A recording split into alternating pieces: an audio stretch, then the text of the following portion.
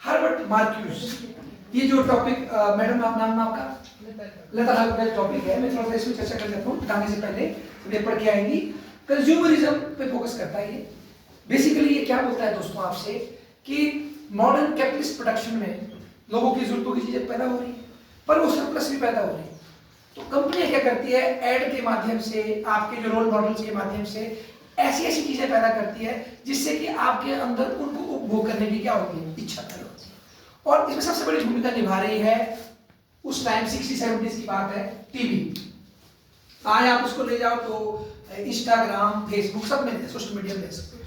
तो उसके माध्यम से जब एक आदमी अपने घर के सोफे में बैठकर देख रहा है और आज तो चलता फिरता देख रहा है, तो वो इनडायरेक्टली उन चीजों को देखता है, उनके प्रति उसके प्रति एस्पिरेशन जागती है और वो फिर उनका क्या करना चाहता है, उपभोग करना चाहता है। और इतना उसका दीवाना हो चुका है कि वो उस जैकेट को पहन के, उस शूज को पहन के वो पूरा महसूस करता है खुद को।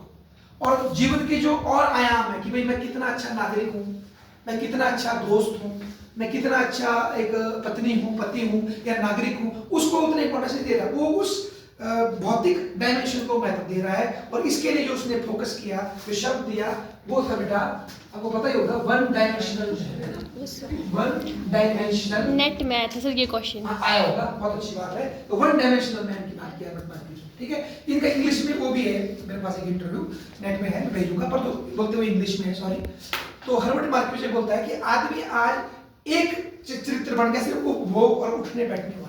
उससे उसके अंदर का जो नागरिक है, जो नागरिक होने के लिए पता है सबसे जरूरी क्या होता है बेटा, एम्पैथी होनी चाहिए।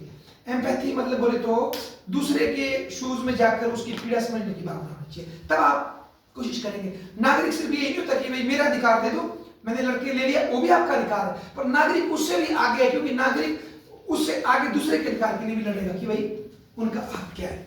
तो वो बात बोलता है कि इसने क्या कर दिया, लोगों को एक तरह से हम लोग को टून कर दिया, मतलब लोग नशे में चले गए बस वो पहनने और खाने में, उपभोक्तावाद में। तो उस पे इसने फोकस किया है वन डायमेंशन में। और थोड़ा सा मुझे याद आ रहा है, एक दिन में शायद लेजिटिमेसी क्राइसिस की बात की है ना, कि हर्बर्ट मार्क्यूस इसने दिया था कि जर्गन हेबरमास ने दिया, ये सर यही वन डायमेंशनल ये है इनका। और जो आप बोल रहे हैं लेजिटिमेसी क्राइसिस, वो हर्बर्ट मार्क्यूस का तो नहीं, सॉरी हेबरमास का है ना। ओके ओके ओके, तो मुझे लगता है इसका यही है। कुछ और पॉइंट है तो बताओ, फिर मैं ब्लैंक हो गया बिल्कुल। कोई और तो नहीं है कि इसका वन डायमेंशनल मैन ही है इसका? नहीं सर, मैंने पूरी नहीं हुई है वीडियो सर। अच्छा, किसी और को नीता को पता हो कोई और कॉन्सेप्ट कौन सा दिया इन्होंने? क्योंकि मुझे अभी एक याद आ रहा है इनका, उपभोक्तावाद के ऊपर वन डायमेंशनल मैन, है ना। और हुआ पता क्या था तो मैं आपको, मार्क्सवाद की जो फिलॉसफी है वो फ्लॉप होती है, अगर आपने पढ़ा होगा, क्योंकि जो कार्ल मार्क्स ने घोषणा की वो पूरी नहीं हुई, ठीक है। फिर हमने पढ़ा था, एक स्कूल आया उसके बाद, उसका नाम था फ्रैंकफर्ट स्कूल, है ना जी। और उसमें ये बंदे थे, नाम भूल गया है नाम उनके, फ्रैंकफर्ट स्कूल में कौन विद्वान थे जिन्होंने नव मार्क्सवाद की स्थापना की? फ्रैंकफर्ट स्कूल ही था ना, जो ग्रामशी की राइटिंग के बाद आया था, हेबरमास है, हाँ, जर्गन हेबरमास। और ये भी था, क्या बोलते हैं, जो आपके जो एग्जिस्टेंशलिज्म वाले भी थे उसमें, नहीं वो बताएगा नाम मुझे, मार्टिन हेडगेयर वगैरह थे उसमें। अब बताओ आप बताओ कौन कौन? क्रिटिकल थ्योरी, उसके पार्ट क्रिटिकल थ्योरी में मार्क्सवाद करना, हॉकहाइमर, थियोडोर एडोर्नो, बिल्कुल याद है। तो ये लोगों ने कोशिश की।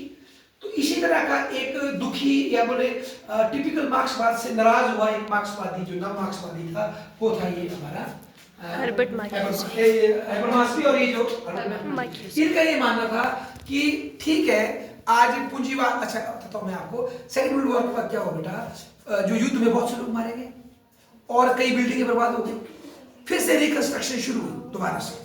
और 1945 से लेकर के 60 तक एक ऐसा दौर आया जिसमें बहुत प्रॉस्पेरिटी आई, बहुत समृद्धि आई, गरीबी खत्म हो गई, लोगों को उपभोग के साधन मिल गए। तो ऐसे दौर में ये लिखता है कि ठीक है, गरीबी कम हुई होगी आज, परंतु मानव से उसके मानव होने का गुण छीन लिया इन्होंने, क्योंकि आपको एक काउच पोटैटो बना दिया जो कि सोफे पे बैठा रहता है और चीजें देखता है, उसको उपभोग करता है, पर समाज में क्या है, क्यों है, कैसा है, वो आदमी ने छोड़ दिया। तो उसके ऊपर इसने एक्चुअली जो पूंजीवाद में जो कंज्यूमरिज्म का जो एथिक्स आ रहा है उसके ऊपर इसने अपने इस वर्क में व्यंग कसा था हैबरमास सॉरी हर्बर्ट मार्क्यूज ने। अब कोई और अगर किसी के पास कोई इसका और वर्क हो तो बताओ, मैं याद करूं बेटा, ऐसे मैं भूल जाऊंगा।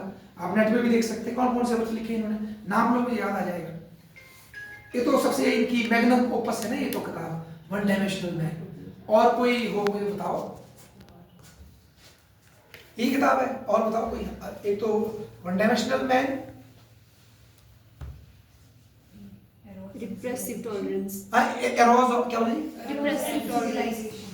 एरोस एंड, अच्छा अभी मैं थोड़ा कुछ इरोस एंड सिविलाइजेशन। और दूसरा क्या बोला इन्होंने मैडम ने, कौन बोली नीता जी? Repressive tolerance. ये किताब है? Yes. अच्छा, रिप्रेसिव Tolerance.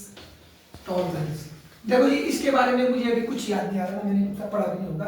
रिप्रेसिव टॉलरेंस, ठीक है, मैं कैसे नहीं करूंगा, पर इरोस एंड सिविलाइजेशन का मैं थोड़ा सा गेस करना चाहूंगा। मैंने आप कुछ बोलना चाहते बोलो बोलो बोलो।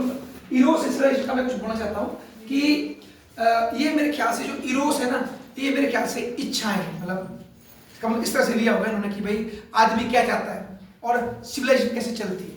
पर फिर भी मैं मतलब इसकी कोई शॉर्ट नहीं लूंगा। अब कल अगर हम स्टडी करके आते हैं, ये भी आएंगे, आप लोग भी आओ, फिर इस पर चर्चा करेंगे, ठीक है। तो इसके लिए बहुत बहुत धन्यवाद। ताली बजा दो। ताली बजा दो, कोई बात नहीं।